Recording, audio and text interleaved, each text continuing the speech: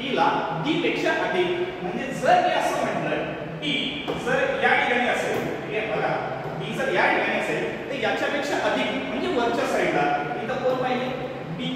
ठीक आहे, काय म्हणलाय? B ला D पेक्षा अधिक मात्र C पेक्षा कमी. आता बघा, B ला D पेक्षा जास्ती पण C पेक्षा कमी. म्हणजे याचा अर्थ C सगळ्यात वरी पाहिजे. ठीक आहे, सगळ्यात वरच्या साईडला कोण पाहिजे? C. नंतर B आणि D ही अशी अरेंजमेंट आहे. बरं, पुढे घेऊ. C ला सर्वाधिक गुण मिळाले नाही असं म्हटलंय. ठीक आहे, C ला सर्वाधिक गुण मिळाले नाही म्हणजे याच्या डोक्यात सुद्धा कोणीतरी असावं. ठीक आहे, एक पर्सन असेल किंवा दोनही असू शकतात. ठीक आहे, पुढे बघू.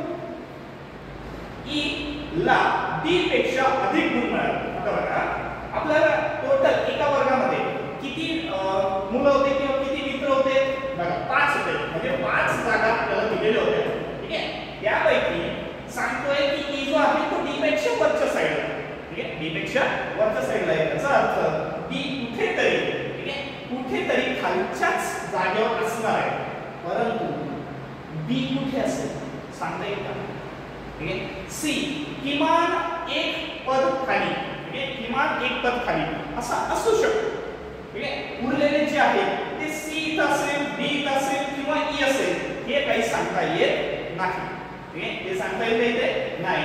आणि त्यांनी काय विचारलंय की तिसऱ्या क्रमांकावर सर्वाधिक गुण